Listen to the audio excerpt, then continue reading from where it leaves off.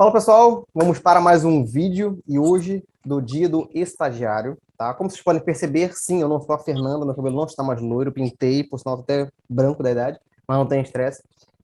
Estamos hoje com mais uma convidada ilustre, que por sinal foi difícil pacas para conseguir encontrar com ela, porque a gente tem um filtro de qualidade, óbvio, né? E ela é amiga da amiga da amiga, amiga do vizinho, para vocês verem como é difícil encontrar alguém de qualidade de RH, beleza? Então, resumo da ópera. Essa mulher, não sei qual lado vocês estão vendo ela, mas no meu caso ela está desse lado aqui.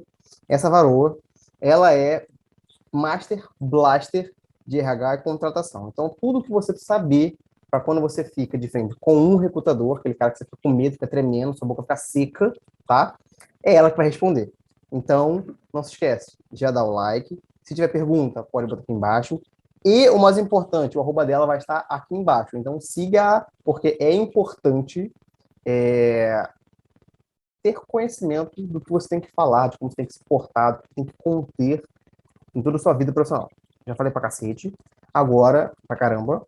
Agora eu queria que a Nathalie, por favor, se apresentasse, porque ela tem mais propriedade para falar do que eu. Nathalie, são todos seus.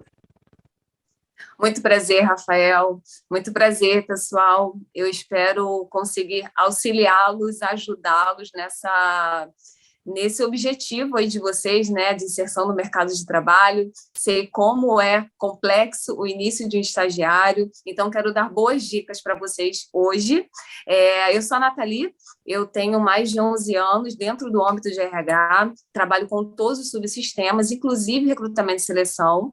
Além disso, eu sou coach também de carreira e tenho certeza que hoje nós traremos aí dicas muito importantes para vocês. Bom, muito bom, muito bom, muito bom. Conversar com a gente nerd são outros 500, hein, galera?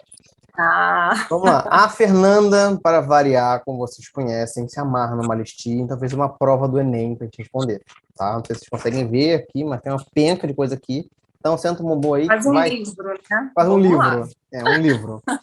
Vamos lá. A primeira pergunta é a mais clássica do universo. O que chama atenção em um currículo? Vamos lá, Rafael, essa pergunta é muito boa, porque diariamente nós, recrutadores, nós recebemos centenas de currículos. Em um único dia eu recebo aproximadamente 500 currículos. É só isso diariamente. Então, o currículo ele precisa ser muito atrativo. Esse currículo, hoje eu vejo que tem muitos currículos criativos, porém pouco funcionais. Eu preciso ler um currículo que tenha aderência àquilo que a gente está buscando. Ou seja, eu preciso ler um currículo que seja claro, um currículo que seja objetivo. Isso, por mais simples que seja, é o que mais nos interessa. Eu vejo muitos currículos também com informações desnecessárias, vejo currículos desatualizados. Então, vocês precisam observar isso, gente. Deixe o currículo de vocês bem atualizadinho. Pode acreditar, mas até currículos sem telefone eu já recebi. Então, eu gostei bastante daquele currículo, mas eu não consegui fazer contato com o candidato porque não tinha telefone e não tinha e-mail. Então, se perdeu. Então, prestem atenção nesse currículo que vocês estão montando, porque o currículo é um cartão de visita. É o nosso primeiro contato com esse candidato. Então, você precisa se perguntar, como que eu quero me apresentar nesse primeiro contato? Quais são os cuidados que eu preciso ter para esse primeiro contato? Então, é aquilo, o currículo precisa ser atrativo. Hoje, na correria do RH, com tantas demandas que nós temos para poder atender, nós usamos aproximadamente 3 segundos para ler um currículo. Segundos? Por quê? Segundos. Por que isso acontece? Primeiro que a nossa mente, o nosso olhar, ele já está condicionado para aquilo que a gente precisa observar naquele momento. Então, o seu currículo, ele precisa chamar a nossa atenção nesse período. Por isso que essas dicas que eu vou dar para vocês hoje serão dicas valiosas. Galera, 3 segundos. 3 segundos. Ó. Já li o currículo. Ela já leu, já foi. Já se você errou, já foi, entendeu? Esquece, já era. Eu costumo falar para eles, assim, paralelo que a gente está conversando, que é o seguinte, cara, quando você vai se propor a uma vaga, a primeira coisa do universo é você achar alguma vaga que você entenda. Não é só porque você faz uma graduação, no começo dela, que você acha que já vai entrar em algum lugar top. tá? Então eu falo o seguinte, vai num Vagas da Vida, num Indeed da Vida, algum lugar que tem as vagas, estuda a vaga que você quer, a área que você quer, tenta estudar todo aquele conhecimento prévio e seja objetivo no que você está falando no currículo. Então, tipo assim, se é para dar um exemplo nosso mercado aqui, né? Se você vai trabalhar com texto, pega uma vaga de redator digital, pega todos os itens que aquela vaga exige, se é WordPress, interpretação, internet, Word, tu pega tudo isso, faz os cursos, isso. Gente, o mascote está aqui, então por isso que está passando as orelhas às vezes. Pega os currículos, pega os certificados bonitinhos, monta de forma ordeira e objetiva e envia. Foi exatamente o que ela acabou de falar. Eu já falei uma coisa parecida com isso, uma forma muito mais porca, ela obviamente falou de uma forma muito melhor. Então, objetividade, a gente agradece. Eu sei que vocês de comunicação falam até dizer chega, mas objetividade. Então, sem mais delongas, vamos para a nossa segunda prova do Enem. Segunda pergunta do Enem. Quais os principais erros no currículo? Acho que é isso. São muitos. Mas eu vou falar exatamente os principais, tá? Beleza. O que eu observo também, Rafael, é um número muito grande de currículos vindo para a gente com dados desnecessários. Ou seja, CPF, RG, endereço completo, não tem necessidade disso. Principalmente agora, com a LGPD, né, que é a Lei Geral de Proteção de Dados, os dados de vocês não precisam ficar transitando entre as empresas, entre os lugares, sem necessidade. Então, no currículo, não tem necessidade mencionar o CPF, não tem necessidade mencionar o RG, não tem necessidade mencionar o número da sua casa. Não precisa disso. Você pode colocar apenas a sua cidade, o seu estado, o seu bairro. Agora, esses dados completos não tem nenhuma necessidade. Esse é o primeiro ponto. O segundo ponto que eu também observo é no campo objetivo profissional. Esse, acho que é o top 5. Sempre que, pelo menos 90% dos currículos que eu recebo no campo objetivo não vem da forma correta. Por quê? As pessoas colocam no objetivo assim: o meu objetivo é trabalhar nessa conceituada empresa porque eu sou uma pessoa criativa, determinada e proativa. Não é isso que se coloca no objetivo. No objetivo, você deve colocar apenas o cargo ou a área que você quer trabalhar. Então, como a gente está falando para estagiários, no objetivo, estágio na área de psicologia, estágio na área de contabilidade, ponto. Nada além disso. O objetivo é apenas isso. Então, não confundam. No objetivo profissional, apenas esse dado. Ok? Até aí? Beleza. Segundo ponto. Terceiro ponto. Resumo profissional, resumo das qualificações. Esse é um item fundamental no currículo, por quê? Sabe quando você vai assistir um filme e você determina se você vai assistir esse filme a partir do trailer que você viu? Né? Você vê o trailer e a partir do trailer que você vai determinar se você quer assistir o filme ou não. O currículo é muito... O resumo dentro do currículo é muito parecido com isso. Por quê? Em um parágrafo, você tem que ser muito atrativo para que dê o interesse, para que desperte o interesse no recrutador de ler o seu currículo. Então, se você constrói um resumo atrativo, um resumo estratégico, um resumo inteligente, um resumo legal de se olhar, a gente vai ter muita vontade de ler aquele currículo como um todo. Então, o resumo, gente, são as principais experiências, vivências, cursos que vocês, estagiários, já tiveram ao longo aí da carreira de vocês, e eu sei que o estagiário não precisa ter uma carreira já desenvolvida, a gente vai até falar disso mais à frente, mas nesse campo do resumo, é um campo que precisa ser atrativo. Então, ele é um parágrafo, e é um parágrafo onde você vai falar em 4, 3 linhas sobre a sua vivência, caso você tenha, sobre os principais cursos que você já desenvolveu, que você já fez, que tenha link, que esteja atrelado àquela posição que você está buscando. Então, atenção ao resumo. Então, galera, duas coisas que a gente fala aqui, e, mocinha, se eu falar besteira agora, por favor, me corrija. Tá. A gente sempre recomenda que a galera da graduação participe de projetos dentro da graduação. Toda faculdade tem aquelas empresas júnior e tal. É muito rico as experiências que geram ali dentro. Primeiro ponto. Segundo ponto, Isso eu particularmente sempre pensei comigo na minha vida. Você é uma pessoa, mas você tem que se ver como um produto, porque a empresa está Vamos falar comprando disso um também. produto. Então, para você se vender, e é meio pejorativo falar isso, não me entendam mal, você tem que entender o que a empresa quer, o que é interessante para ela, e você tem que ser esse interessante, né? Então, né, por favor. Faz todo sentido, Rafael. A gente vai falar disso também, mas só mais um ponto que é interessante mencionar aqui: erros de português. Não é só Jesus na causa, né, gente? Tem um Word. Word, já ouviu falar? Erros de português, gente. Preste atenção. Antes de mandar o currículo de vocês, olhe 1, 2, 3, 4 vezes, mas observe se tem ou não erros de português. Tudo isso influencia diretamente na nossa avaliação. Pergunta boba. Duas perguntas bobas. Primeira pergunta. Foto. Já vi umas vamos falar de discussões, né? Uns debates da importância de ter foto e da importância de não ter foto. No final das contas, terminou em disputa política, porque se era para saber se preto era contratado ou não.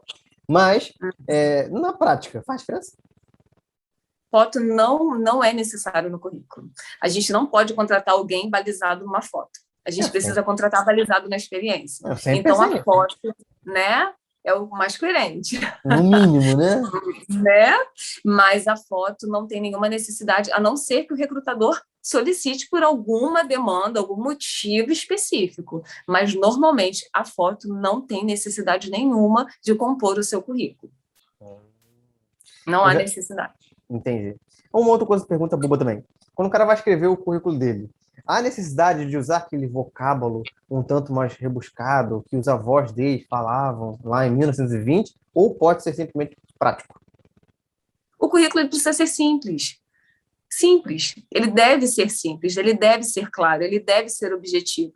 Você não precisa usar as palavras mais complexas. Você usa a palavra real, a palavra que realmente tenha link com aquilo que você faz. Então, eu observo isso, inclusive, nas entrevistas, né? Recentemente, eu entrevistei uma pessoa que ela se preocupou tanto em falar bonito que ela esqueceu do que ela precisava falar. E aí eu disse para ela, pode ficar tranquilo, tá tudo bem. É o show? Não, brincadeira. Tá tudo bem, é um bate-papo, é uma conversa. Eu tenho prazer em te conhecer. Porque isso também acontece, né? É uma via de mão dupla. O estagiário, o candidato, ele precisa de um emprego, ele precisa de um estágio, mas a empresa também precisa de um bom profissional. Então, ali é uma via de mão dupla. E a gente vai falar disso também, que é o controle da nossa ansiedade durante o processo seletivo, né? Porque isso é muito importante. Às vezes a gente fica com tanta preocupação em dar o nosso melhor, tanta preocupação em usar aquele momento ali, não poder errar e tal, que a gente acaba esquecendo de falar alguns pontos importantes, que a gente, o medo, a preocupação, o nervosismo, tudo isso também influencia bastante no processo seletivo. Então, fiquem atentos a esse ponto. A Nathalie, eu vi que ela é brava mesmo. Agora, uma pergunta que eu queria embutir dentro da prova do vestibular, que é o seguinte. Eu já vi várias vertentes sobre essa pergunta, por isso que eu estou fazendo. Idade conta ou não conta? Por quê? Vou te perguntar isso. Eu já vi empresários falando que eu achei que o cara falou, achei até muito esdrúxulo. Ele foi um pouco feliz nas palavras que ele utilizou. Ele falou que não contrata ninguém que é de 92, 93 para baixo. Para baixo? Isso, que é mais velho. Por quê? Porque na cabeça dele, as pessoas que são da geração do videogame, tipo Nintendo, ou então o início do computador, eles têm uma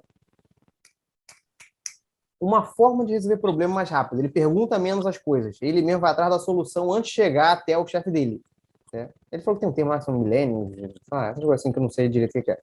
Faz sentido ou você tem que se ater ao currículo? Porque aqui a gente tem um projeto de educação que realmente eu vejo que tem pessoas que... Tem duas tipos de pessoas. Que elas perguntam a vírgula que tem que ser feito e a outra que assim, ó, eu fiz assim, que eu fiz uma pesquisa assado e é bem mais interessante assim. Faz diferença essa questão da idade ou é só especulação? A idade também, Rafael, não é determinante. Por quê? Porque nós entendemos que cada idade compõe uma geração, X, Y, como vocês sabem, né? Uhum. E o mix dessas gerações dentro do ambiente corporativo traz uma pluralidade muito importante para o ambiente. Então, quando você mistura, né, pessoas de diversas gerações, o jovem com uma pessoa que tem 50, 60 anos, com uma pessoa que tem 20, 30, 40 anos, isso enriquece tanto o ambiente, porque cada um traz ali, até numa tomada de decisão mesmo, cada um compõe, comporta, suporta, com diversos tipos de ideias, olhares, isso é muito rico. Então, empresas inteligentes não reduzem, né, essa aprovação por conta de idade. Isso, para mim, não faz sentido algum. Muito bom, tá vendo? Só queria perguntar para não ter uma visão errônea, né? Vamos lá. Próxima pergunta do Enem. Pergunta 3. O que precisa acontecer ou não acontecer para um candidato não passar para a segunda fase de um processo seletivo? Pois é. Na primeira fase, tudo aquilo que o candidato mencionou no currículo precisa ser verdadeiro. Então, esse é um primeiro ponto que faz com que um candidato não passe para uma segunda etapa, quando nós identificamos que há mentira naquele currículo ali. Às vezes, isso já aconteceu comigo em alguns momentos, onde no currículo existe uma informação e no momento da entrevista é totalmente diferente do que está mencionado no currículo. Então, desde empresa que já trabalhou, né, data de início, data final, o que fazia. Então, se atentem para isso. Coloquem apenas no currículo informações verdadeiras e honestas, para que, durante o processo seletivo, você não fique sem nenhum tipo de resposta. Porque hoje, Rafael, nós trabalhamos com entrevistas por competência. O que é isso? São entrevistas baseadas no conhecimento, habilidade e atitude do candidato. Então, nós frequentemente buscamos exemplos daquilo que você está me dizendo. Então, se eu te perguntar uma fortaleza sua, por exemplo, você vai me dizer assim, Nathalie, eu sou muito criativo. Eu vou querer entender algum exemplo, em algum momento na sua vivência, onde você colocou a criatividade em prática, como que foi isso? Qual foi o problema que você precisou resolver? E a sua criatividade foi um ponto focal para que você conseguisse resolver aquele problema. Então, você vai precisar ter ferramenta, você vai precisar ter um bom exemplo para me dar, para poder fundamentar a sua resposta. Uma outra dica, que é um dever de casa que todo mundo precisa fazer: estude a empresa para a qual você está se candidatando. Estude bastante a empresa. Quando eu inicio uma conversa, a primeira pergunta que eu faço é: você estudou a nossa empresa? E quando o candidato me diz que não, ali, para mim, já me dá alguns insights, alguns indicadores. E eu vou direcionar a minha entrevista já com aqueles indicadores em mente, porque a pessoa não se comprometeu nem de estudar a empresa, não se inclinou para entender aquela empresa, para entender os valores daquela empresa. Por que a gente pede isso? Primeiro, para você entender que lugar é esse que você está se candidatando para trabalhar, né, para estagiar. Segundo, será que esses valores dessa organização comungam com os meus valores? Porque às vezes isso pode não acontecer. A organização tem um valor que não tem nada a ver com o seu valor. Então, você precisa, sim, acesse o site da empresa, acesse o LinkedIn da empresa, busca sobre a empresa. Esse é um ponto que vocês precisam também prestar bastante atenção, tá? Quer fazer alguma pergunta? Quero. Dentro dessa? Você já viu alguém psicopata ao nível de estudar você ou alguém da equipe para fazer entrevista? Porque eu já vi histórias, se é mentira eu não sei, eu não estava lá para saber na sala, que o cidadão estudou a empresa, beleza, descobriu quem é seu recrutador, stalkeou a mulher no Instagram, no Facebook e tal, e tipo assim, levou, tipo, foi comendo um chocolate que ela gostava, que era o chocolate da Lindsay. Aí eu falei, caraca, esse cara, ele é muito bravo. Assim, em partes, né? Quando você tem muito interesse em trabalhar em algum lugar, acesse o site dessa empresa. É uma dica boa também. Mas, assim, quando você tem muito interesse em trabalhar em algum lugar, você pode, sim, acessar o LinkedIn, buscar as pessoas que trabalham no RH daquela empresa. Isso não tem problema algum. Inclusive, o RH da empresa está sempre disponível no LinkedIn. Eu recebo muitas mensagens no LinkedIn de pessoas se apresentando para mim e me falando, Nathalie, eu me inscrevi na vaga X, tenho muito interesse em trabalhar na empresa, tenho a experiência X, Y e Z, quero aqui reforçar o meu interesse em estagiar nesse lugar, em trabalhar na empresa. Isso é interessante, isso é muito legal. Então, não tem problema algum em relação a isso, tá? Então, buscar a pessoa no LinkedIn, mandar uma mensagem, mas tem que saber como manda essa mensagem, não é de qualquer forma. Então, você tem que saber como mandar essa mensagem, essa forma que eu disse para vocês é uma boa abordagem, é tudo bem resumido, tá? Não precisa mandar um texto, não. É bem resumido. Meu nome é tal, me candidatei para a vaga tal, tenho muito interesse porque conheço disso, disso e disso, então quero aqui reforçar meu interesse nessa posição. Obrigada, ponto. É isso. Isso é muito legal. A gente gosta de receber mensagens assim, não tem problema algum. Tá vendo, gente? Dos 500 que ela manda, eu tenho certeza que nem 10% fala com ela no LinkedIn. E menos ainda, manda um chocolate para ela. Só fica a dica. Não, nunca recebi o chocolate. Mas poderia, foi legal, né? Adoraria. Se bem que você ia engordar, porque 500 pessoas... Imagina. Você ia ficar chocolatra, né? Vamos lá. Gente, voltando. Quarta pergunta do Enem que a Fernanda fez. Como é estabelecido e levado em crédito a aparência, digo, uso de tatuagem, definições, vestimentas, e de acordo com a vaga, empresa, objetivo, mercado. É isso mesmo? Eu entendi. Como que é levado a ser esses critérios, né? Aparência, beleza, tatuagem, como que a empresa enxerga isso no momento do processo seletivo? Sim. Novamente, não é isso que vai fundamentar se ele é um bom candidato ou não. Não é a aparência, não é a tatuagem, não é a beleza ou a ausência dela, não é nada disso que vai fundamentar se um candidato é bom ou não para aquela posição. O que fundamenta são as competências, o que fundamenta é o talento, o que fundamenta é a vontade desse... A gente está falando para estagiário, né? Então, desse estagiário, a vontade de estar junto, de mergulhar no time, de fazer parte daquele time. Então, são outros tipos de olhares que nós temos que vai fundamentar a nossa tomada de decisão. Não é a aparência. Um ponto que eu acho interessante também a gente abordar agora é sobre a vestimenta especificamente. Por quê? A vestimenta, dentro do ambiente corporativo, nós chamamos de dress code, que é o código de vestimenta, né? E cada empresa tem um dress code específico.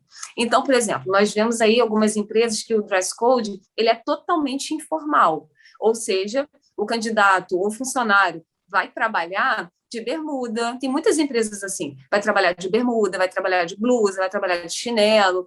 Então, não tem problema algum, porque o dress code daquele ambiente é um dress code informal, né? Uhum. Mas agora tem outros ambientes, outras empresas, onde o dress code ele é formal. Então, o colaborador daquele lugar trabalha de terno, trabalha com uma roupa social, não pode trabalhar de bermuda. Então, assim, é o dress code específico para cada ambiente. Minha dica é: estude o dress code da empresa para a qual você está se candidatando. No LinkedIn, mostre um pouco disso. Tem uma parte lá no LinkedIn que a gente chama de dia a dia. Então, lá, muitas empresas falam como que é o seu dia a dia ali dentro. E fala um pouco disso. Mostra a vestimenta, mostra como que as pessoas se comportam. Então, essa é uma dica boa. Por quê? Se você vai para uma empresa onde o dress code é formal e você vai totalmente informal, você já precisa observar mais isso. E o contrário também é verdadeiro. Então, estude o dress code da empresa. Esse é um ponto importante. Pergunta ignorante. Já peguei casos aqui de pessoas extremamente introvertidas que trabalhavam muito bem. E pessoas extremamente extrovertidas, falando na entrevista, né, para trabalhar no projeto que a gente tem. Que na hora H, o cara, produzia, -1. Sendo que no currículo, ambos tinham a mesma competência. Você consegue filtrar isso? Sim, hoje no processo seletivo, hoje não, né? Mas no processo seletivo, há muito tempo, nós usamos muitas ferramentas para poder fundamentar a nossa decisão. Então, tanto é que os candidatos participam de testes, participam da entrevista por competência. Então, nós unificamos essas ferramentas para tomar a melhor decisão e não errar no processo seletivo, tá? Então, e o principal, Rafael, o candidato ele precisa saber se comunicar bem. É isso que interessa. Ele precisa saber se comunicar. Por que que eu digo isso? Porque eu já entrevistei candidatos que tinham muito conhecimento, mas não sabiam se comunicar bem, então não conseguiram se apresentar. E candidatos que tinham pouco conhecimento, mas se comunicavam tão bem que conseguiam grandes oportunidades. Então, a dica de ouro é comunique-se bem. Tá vendo, né? Gente, lembrando que vocês, caso vocês esqueçam, vocês são comunicadores. Beleza? É que eu tô falando para jornalistas, tá? Entendi. Aspirantes jornalistas. O que se tem a dizer sobre a exigência de experiência em um cargo de estágio? Primeiro que eu nunca vi sentido nenhum exigir experiência para estagiário. Eu Mas tem nunca vi muito. sentido. Eu sei que tem, mas eu nunca vi sentido, tanto para estagiário quanto para primeiro emprego, né? Não conversa, não casa. Então, hoje, ainda bem, existe uma lei que proíbe essa exigência, né? Para exigência de experiência para estagiário. E a empresa ela pode pagar uma multa de até R$30 mil. Então, isso já facilitou bastante para todo mundo, porque não faz sentido. Eu nunca vi sentido, continuo sem ver sentido, porque não tem necessidade nenhuma pedir, exigir experiência para estagiário, porque essa é a oportunidade que ele tem para adquirir experiência. Essa é a oportunidade que ele tem para adquirir a vivência. Sim, não, super entendo, concordo contigo em todas as perspectivas. Mas a nível de conhecimento, o cara pode, a empresa pode exigir alguma coisa, né? De conhecimento, da pode, área que o mas cara vai não tem problema, tá? Conhecimento, assim, como pacote Office, por exemplo. Algo que seja útil, algum conhecimento prévio para executar o serviço que o cara está se propondo a estagiar, né? Sim. Até o período do ano letivo também não tem problema nenhum perante a lei, a gente pode, sim, aplicar isso no processo, então não tem problema algum. Show. O negócio eu sempre achei meio, pô, o cara que tá no terceiro período, o cara pede umas experiências, tipo assim, o cara tem que ser muito cascudo. Como ter a primeira oportunidade se ninguém dá a primeira oportunidade, né? É um looping, né? É looping. Não tem como. Beleza. Então, galera, fica a dica. Se vocês verem um desse, chama o advogado, 30 conto no bolso, hein? Dá um sorvete. Não estimula. Já pega esse dinheiro, dá um pedaço para Nathalie, entendeu? Já com não chocolate. Não precisa. Tô brincando. É para não perder a piada. Gente, pergunta 6. Existe um padrão de estagiário perfeito quanto ao currículo, a abordagem, a argumentação, a aparência? Eu acho que você respondeu isso lá em cima. Mas, se você quiser agregar alguma coisa... eu respondi em parte, mas tem outro ponto também que é interessante a gente falar, é que no mundo corporativo, gente, algo fundamental é o marketing pessoal. Fundamental, necessário, extremamente necessário. O marketing pessoal é a forma que você se vende, é a forma que você se apresenta, é a forma que você se coloca. Então, você pode não ter nenhuma experiência, mas quando você tem o seu próprio marketing, ele pode alavancar a sua imagem. Então, trabalhe no seu marketing pessoal. E quando eu falo de marketing pessoal, não tem nada a ver botar roupa cara, usar joias caras, não tem nada a ver com isso. Marketing pessoal não é isso. Marketing pessoal é você se apresentar muito bem. E você pode usar uma roupa simples, mas uma roupa no processo seletivo, durante a entrevista, passadinha, uma roupa arrumadinha, não precisa ser uma roupa cara, não tem nada a ver com isso. O marketing pessoal é a forma que você se vende, o marketing pessoal é a forma que você se apresenta. E dentro disso, a gente pode incluir um monte de comportamento, como, por exemplo, a linguagem verbal, a linguagem não verbal, ou seja, a linguagem verbal é aquilo que eu estou dizendo, a linguagem não verbal é o que o meu corpo está dizendo. Então, não casa se o candidato me diz assim: Nathalie, eu estou muito animado para trabalhar aqui, eu quero muito trabalhar aqui, com o braço cruzado, com o corpo fechado. O corpo dele não está dizendo isso. Então, é diferente quando ele me diz: olha, eu quero muito trabalhar aqui, eu estudei a empresa, eu estudei o negócio, eu sei o que eu quero, por isso eu tenho essas habilidades. Entende a diferença? Dá até do tom da sua apresentação. Então, mostre interesse em trabalhar naquele lugar, mostre interesse para aquela vaga. Então, trabalhe no seu marketing pessoal. Esse é um ponto fundamental, uma dica de ouro também. Outra dica é autoconhecimento.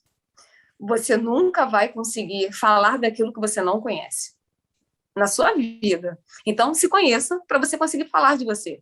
Essa é uma resposta que eu ouço muito, Rafael. Quando eu pergunto, fale-me sobre você, né? Me fale sobre você. E muitos respondem, falar da gente é tão difícil, né? Essa é a primeira resposta que eu ouço. Falar da gente é tão difícil, eu não sei, o que eu vou falar de mim? Gente, esse é o momento que vocês têm para poder se apresentar para o recrutador. Esse é um momento chave. Então, é o momento que você precisa falar de você. Então, entenda quais são as suas potencialidades, entenda quais são suas fortalezas e fale delas. Dê exemplos sobre elas. Fale sobre você, se venda, se coloque no lugar que você merece estar, que é no lugar de um bom candidato, que é no lugar de um candidato que quer um futuro, que busca, assim, uma boa oportunidade de emprego. E o que eu puder fazer para poder apoiá-los nesse sentido, vocês podem contar comigo. Gostei de conhecer você. Vamos lá, não, tem as minhas pimentas. Você falou das fortalezas. Legal, top. Vale a pena ressaltar as suas fraquezas para que numa possível colocação na empresa você ser melhor alocado? Ou simplesmente você passa por cima?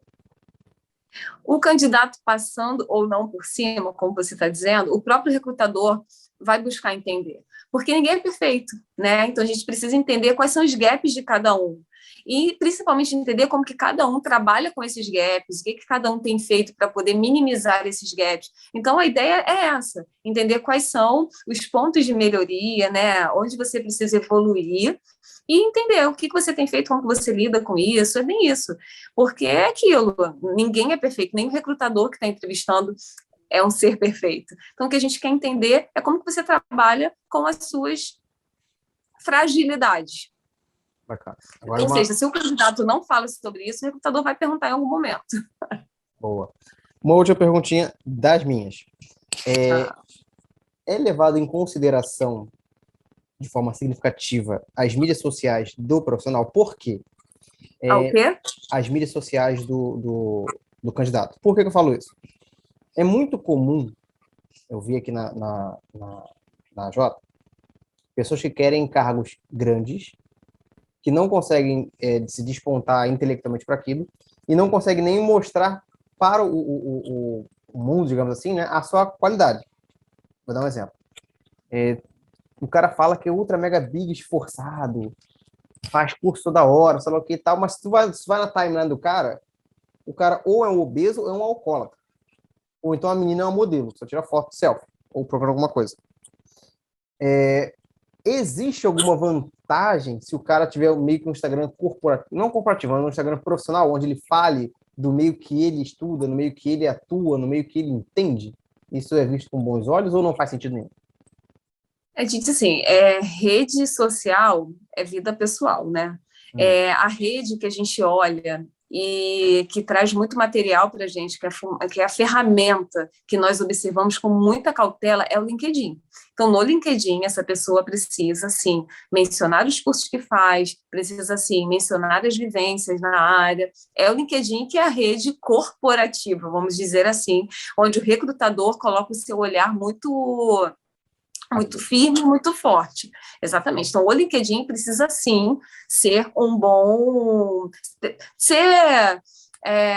Perfeito. Confeccionado, não, na verdade, sim, ser confeccionado, ser elaborado de uma forma estratégica. Então, o LinkedIn é importante olhar com muito carinho. Agora, se você tem um Instagram profissional, você também pode mencionar essa rede no seu currículo, não tem problema algum, porque quando nós formos observar, quando a gente for olhar, a gente vai ver realmente experiências, vivências ali, cursos, práticas que estejam possivelmente atrelados àquela posição que o candidato está buscando. Então, se você menciona no seu currículo, no seu Instagram profissional, a gente vai entender que é uma fonte, né, que é uma forma de te conhecer melhor. Então, possivelmente, olharemos sim. Interessante. Eu tinha um tinha um conhecido que ele era programador. Era de computador, né? Aí ele fosse candidatar a uma vaga de programação. Ele imaginou, por ter um canal no YouTube ensinando as outras pessoas a programar, que a vaga ia ser dele direto. Ele falou, pô, eu tenho um canal dizendo que eu sei fazer as coisas. O pessoal tá vendo eu ensinar outras pessoas como se faz aquele troço. Então ele foi, tipo assim, sou o cara. Uhum. Vamos me contratar. Entrou na zona de conforto, né? E não foi contratado. Uhum. Aí depois um colega dele, que trabalhava na empresa, falou para ele que ele não foi contratado porque a empresa achou que ele não teria tempo para a empresa, tendo em vista que ele tem um canal. Uhum. Falei, Entendi. faz um certo sentido. Eu não sei. Foi a interpretação dessa empresa, né? Mas o interessante sobre isso é a gente nunca entrar nessa zona de conforto. Assim como ele tinha um canal, outras pessoas poderiam ter outros tipos de vivência tão importantes quanto.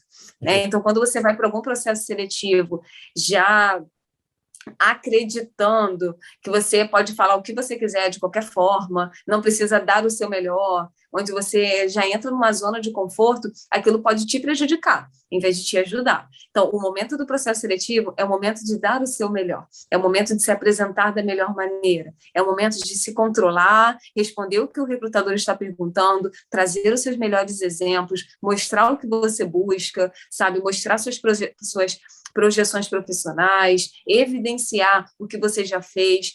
E o estagiário, a gente sabe que ele não tem grandes experiências. Então, para o estagiário, ele pode mencionar trabalhos voluntários, que isso é muito importante para a gente, cursos que ele já realizou, isso é muito importante para a gente. E hoje, pessoal, tem diversos cursos gratuitos na internet. Às vezes você pode não ter recurso financeiro para fazer um curso, mas a internet traz para a gente um monte de curso gratuito. Cursos, inclusive, no exterior, que dá até certificado para vocês. Então, busquem esses cursos, que vocês vão conseguir.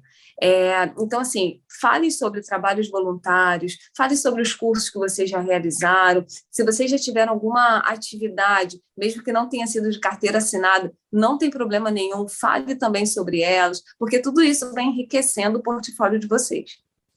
Show de bola. Muito bom, muito bom, muito bom, muito bom. Então vamos para a 7ª pergunta, pessoal. Vamos andando, daqui são 10, daqui a pouco termina. 7ª. Na hora da decisão, um desempate, qual seria o critério de destaque? O que destaca um candidato é o grau, é o nível de compatibilidade à vaga. Sabe? É aquele candidato que está mais atrelado à necessidade daquela posição. É aquele candidato que mais se aproxima ao que a posição busca. Então, é isso que vai fazer com que o candidato tenha mais fit, como nós falamos, né, com aquela posição. É quem mais está atrelado à vaga em aberto. E como que você... Então, você pode me perguntar, mas como é que eu sei quando eu estou atrelado e quando eu não estou atrelado? Cada vaga tem um perfil, gente. A vaga de vendedor tem um perfil específico, a vaga de programador tem um outro perfil específico, a vaga de psicólogo tem um outro perfil específico. Então, para cada vaga, existe um perfil, e é dentro desse perfil que a gente vai identificar quem se aproxima mais do que a empresa está precisando para aquela posição. Muito bom.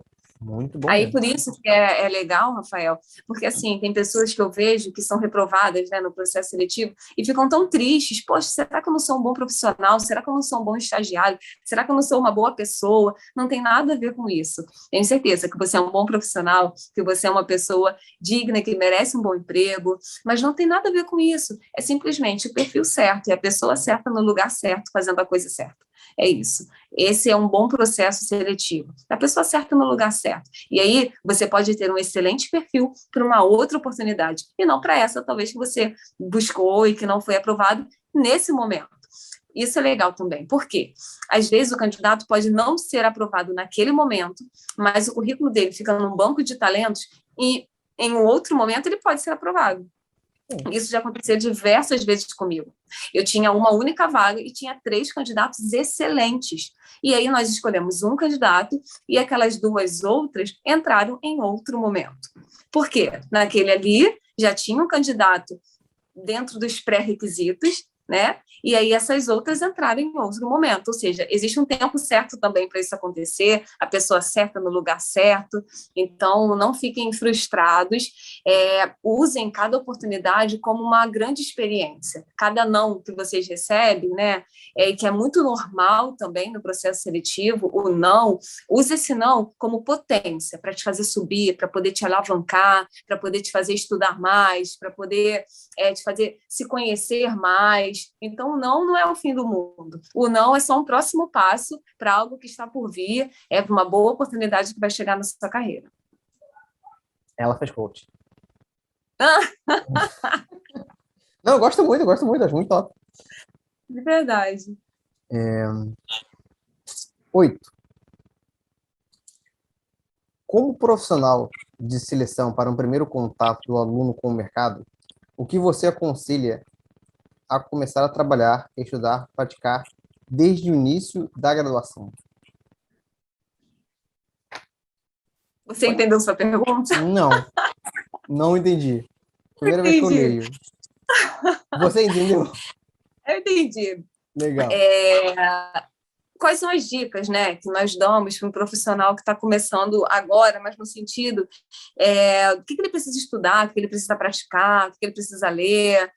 A dica principal, gente, estude o mercado, estude o seu mercado, esteja envolvido nas tendências do seu mercado, esteja envolvido nas atualizações do seu mercado. Então, vou dar o meu exemplo. Eu, no início da minha graduação, eu sempre soube que seria RH. Dentro da psicologia, nós podemos, né, trabalhar na área clínica, na área hospitalar, na área do esporte, diversas áreas, mas o meu foco sempre foi RH. Então, desde sempre, eu tive que estudar o mercado, eu tive que entender quais eram as tendências de RH, eu tive que entender quais eram os principais cursos para um bom profissional de RH atuar. Então, estejam atualizados dentro desse foco de vocês, dentro da área que vocês querem aí fazer ascensão na carreira de vocês. Atualização é tudo, estudar o mercado é muito importante. Muito bom, muito bom. Gente, pergunta 9. Ligar ou não ligar? E-mail ou não e-mail de retorno? Isso é um quesito que o estagiário leva muito em consideração. Existe algum motivo técnico ou psicológico para isso não ocorrer na maioria das empresas? Na minha ignorância, é o volume, né? Nem o volume é uma justificativa para você não dar retorno para um candidato. O candidato ele criou expectativas naquele processo. E às vezes ele não cria expectativas sozinho. Às vezes tem uma família que cria expectativa junto. Às vezes tem um filho que cria expectativa junto. Então, é o mínimo que um RH humanizado, né? O mínimo que um RH que tem foco na experiência do candidato, que hoje a gente fala muito disso, né? É o nosso papel propiciar uma boa experiência para aquele candidato, desde o primeiro contato que a gente faz com ele, até o fechamento da vaga. Então, essa experiência precisa ser boa para ele. E se ele for reprovado, tem que ser também uma boa experiência. Recentemente aconteceu um caso da minha equipe muito interessante, que nós reprovamos um candidato. Ele não tinha o perfil daquela posição. Só que nós demos um retorno para ele. E aí nós ligamos para ele, explicamos o porquê e tivemos uma conversa muito boa e muito humana com ele. E depois recebemos um e-mail de um agradecimento dele, dizendo que depois daquele retorno que nós demos, ele começou a repensar muito na vida dele e começou a fazer novos cursos e que ele estava muito feliz, que ele estava muito animado, porque despertou nele algo que nem ele sabia que ele tinha esse potencial. Então, entende? Como que é interessante, como que é importante para quem está do outro lado receber um retorno, seja ele positivo, que é muito bom, seja ele negativo. Mas a pior coisa é um candidato ficar do outro lado aguardando uma resposta que não vem. Então, no RH que eu atuo, eu não aceito deixar candidato sem resposta. Isso, para mim, além de sinal de educação, é sinal de empatia. Hoje, nós somos recrutadores, mas amanhã nós também podemos ser candidatos, né?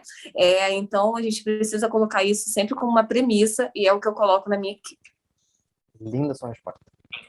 De verdade. Não. O que eu falei também é de verdade. Linda sua resposta. Infelizmente, a gente vê. O pessoal não responde. Aí você liga, o cara fica chateado por você estar ligando perguntar sobre a vaga que ele mesmo botou. É triste. É deplorável às vezes. Mas achei muito bonito o que você faz. Muito bonito mesmo. Parabéns. É verdade, acho legal. Não, mas é uma realidade, né, Rafa? Acho que se todo o RH se preocupasse com isso, os candidatos ficariam muito mais satisfeitos, né? Bem, vamos para a 10ª e última pergunta do Enem. Não foi mal, perdão. Qual a dica e qual conselho deixaria para quem está buscando o primeiro estágio? Complicado. A primeira dica nós falamos aí ao longo da nossa conversa, que é prepare um bom currículo. O currículo é o ponto principal para você iniciar dentro de uma empresa. Então, prepare um bom currículo. Segunda dica, seja o protagonista da sua carreira. Hoje nós falamos muito na era do protagonismo, né? Não terceirize responsabilidade, não transfira responsabilidade, assuma responsabilidade. Então, faça cursos, se desenvolva, se qualifique, sabe? Se tem alguma dificuldade, peça ajuda. Não tem problema, não é feio pedir ajuda. Feio é você estagnar. Né? Mas já que você precisa e quer e merece crescer, peça ajuda. Eu me coloco à sua disposição para poder te ajudar. O Rafael já vai colocar o meu Instagram, né, Rafa? O meu Instagram e Instagram. LinkedIn também. E LinkedIn, fica à vontade. E eu faço isso tudo com muito amor. Porque um dia eu precisei. Então, o que vocês precisarem, novamente, vocês podem contar comigo. Então, seja o protagonista da carreira de vocês, seja o protagonista da história de vocês, e não só como estagiário, tá? Leve isso para a vida de vocês. Eu vejo muitas pessoas reclamando que a empresa X não investe em cursos para ele. Mas é aquilo que nós falamos, tem cursos gratuitos que você também pode se inscrever, sabe? Então, não vamos ficar transferindo responsabilidade. Assuma a responsabilidade e siga em frente. Esse é um ponto fundamental. Outro ponto é ative o seu network. O que é isso? Ative sua rede de relacionamentos. Rede de relacionamentos é muito importante. Algumas vagas, elas são fechadas dentro das nossas redes de relacionamentos. Então, participe, sim, de fórum, participe, sim, do LinkedIn, tenha o LinkedIn, lá é um lugar que nós disponibilizamos muitas vagas, estejam atentos às principais fontes de recrutamento, né, que é o LinkedIn, estagiário, tem alguns sites específicos, com empresas específicas para contratação de estagiário, e nesse site eles disponibilizam diversas oportunidades. Então, fiquem atentos também a essas fontes, porque elas também são fundamentais. E um ponto que nós falamos e que eu acho importante também reforçar é o autoconhecimento, gente. Autoconhecimento para a sua carreira, para a sua vivência, para a sua experiência é interessante demais, porque você vai falar daquilo que você conhece, você vai falar daquela pessoa que você conhece. E quando a gente se conhece, o outro pode dizer o que for, você sabe que não é nada daquilo, né? Então, quando você tem... eu sempre digo o seguinte, né? A maior autoridade é a verdade que você carrega. Então, se você, dentro de você, existe uma verdade, você sabe quem você é, você sabe que você vai conseguir. O momento a gente não sabe, mas que em algum lugar, em algum momento, um momento que eu quero dizer que no momento exato, no dia exato, a gente não sabe, a gente não tem esse poder na nossa mão. Mas o que eu quero deixar claro para vocês é que a sua hora vai chegar. Esteja preparado para isso. Não espere a hora chegar para depois você se preparar. Não é assim que funciona no mundo corporativo. Esteja muito preparado para quando a hora chegar, você assumir, abraçar aquela oportunidade e seguir em frente também. Porque eu, por exemplo, no lugar onde eu atuo hoje, mais de 90% dos nossos estagiários foram efetivados ao longo da empresa, né, ao longo da existência da empresa. Por quê? Abraçaram a oportunidade, assumiram grandes responsabilidades, mostraram que eles estavam abertos, que eles estavam com vontade de aprender. Então, o estagiário ele precisa ter muito isso, mostrar vontade de aprender. Não só mostrar, mas que isso seja uma realidade. Vontade de aprender coisas novas, vontade de mergulhar naquele universo, dar o seu melhor. Não tenha medo de fazer perguntas também. Nós entendemos que o estagiário está iniciando naquele ambiente. Então, faça perguntas, não tenha medo nenhum de fazer perguntas. E se aprimore sempre, né? Porque conhecimento é poder. E com conhecimento vocês vão voar longe, voar alto, né? Nossa, concordo com todas as perspectivas. Nathalie, muito obrigado pelo nosso bate-papo. Ele foi muito rico para mim e certamente para toda a academia, todo mundo que vai ver, eu vou mandar isso para Deus e o mundo. Pessoal, vou deixar o LinkedIn e o Instagram dela. Sigam ela. Se tiver alguma dúvida, perguntem. Por favor, perguntas inteligentes. E espero que tenham gostado. Um forte abraço e até a próxima pauta. Tchau, tchau.